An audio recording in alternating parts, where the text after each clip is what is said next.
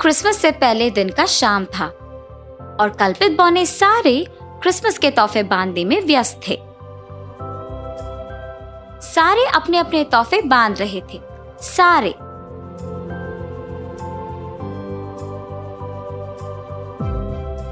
सिवाय एक बौने के। ये बौना एक कोने में अकेले बैठा था। वो एक खिलौने को ठीक कर रहा था ताकि वो अच्छा दिखे। सांता ने देखा कि बौना उस खिलौने को ठीक करने के लिए बहुत वक्त ले रहा था, तो वो उससे बात करने गए। हेलो मेरे नन्हे बौने। सांता, मुझे माफ कीजिए, ये बहुत वक्त ले रहा है। ये काम खत्म ना करने के लिए मुझे माफ कीजिए। हो मेरे प्यारे बौने, अगर दिल से करोगे तो मुझे पता है कि ये काम झट से खत्म कर लोगे।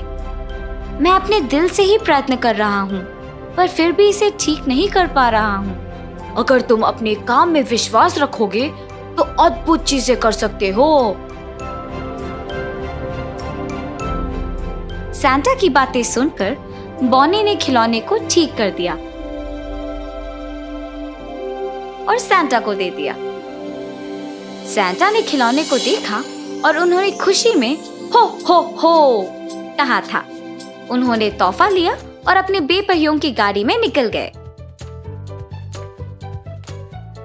सांता के जाने के बाद सारे बौनों ने पत्र पढ़े थे, ये देखने कि हर एक बच्चे ने कौन सा तोहफा मांगा। सारे पत्रों में से एक था जो बहुत अलग था। वो एक लंबा पत्र था।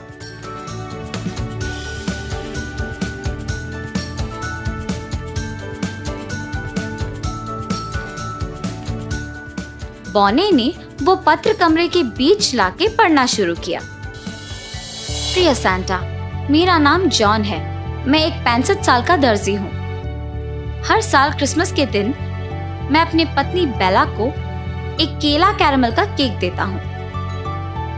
इस साल उसको एक अच्छा तोहफा देने में मैं आपका मदद चाहता हूँ। यही मेरा इकलौता ख्वाहिश है। आशा करता हूँ कि आप ये मेरे लिए पूरा करेंगे। पत्र पढ़ने के बाद सभी बौनों को महसूस हुआ कि वो बूढ़ा दर्जी अपनी पत्नी से कितना प्यार करता है। वो उसकी मदद करना चाहते थे। और तभी सांता वहां पहुंचे। वो कमरे में आए और बौनों ने उनको पत्र दिखाया। सांता ने पत्र पढ़ के कहा, इस आदमी को हमारे मदद की जरूरत है, मगर सिर्फ केक देने से कुछ नहीं होगा। मैं चाहता हूँ कि मेरे सारे बौने उसके घर जाके देखे कि उसको कौन सी चीज की बहुत जरूरत है। बौने सारे जॉन के घर गए और देखते हैं कि वो उसके दुकान में काम कर रहा था।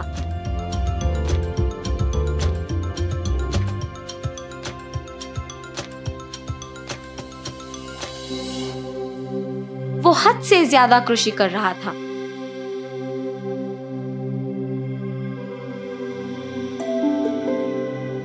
जॉन एक पोशाक का सिलाई कर रहा था महापौर की पत्नी के लिए।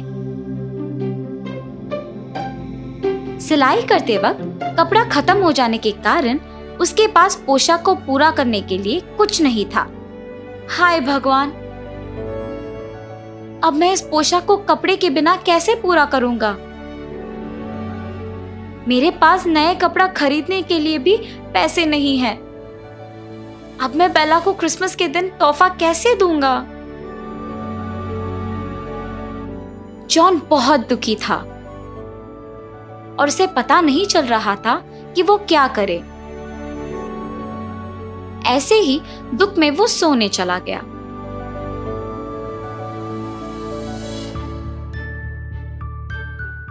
उस रात को बौने जॉन के घर में चुपके से गए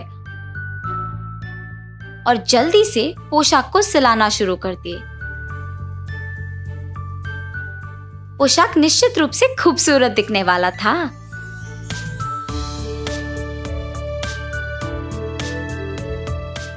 अगले दिन जब जॉन उठ के अपने दुकान आया तो उसने देखा कि एक शानदार पोशाक वहां था उसकी पूरी सिलाई हो चुका था और वो भी बहुत बेहतरीन कपड़े से।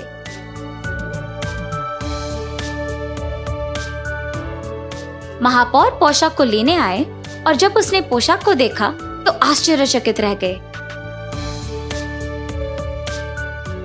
ये बहुत खूबसूरत है जॉन, महापौर ने कहा। मुझे यकीन है कि मेरी पत्नी इसे बहुत पसंद करेगी। महापौर को पोशाक इतना पसंद आया कि उन्होंने जॉन को पहले की कीमत से ज्यादा पैसे दिए।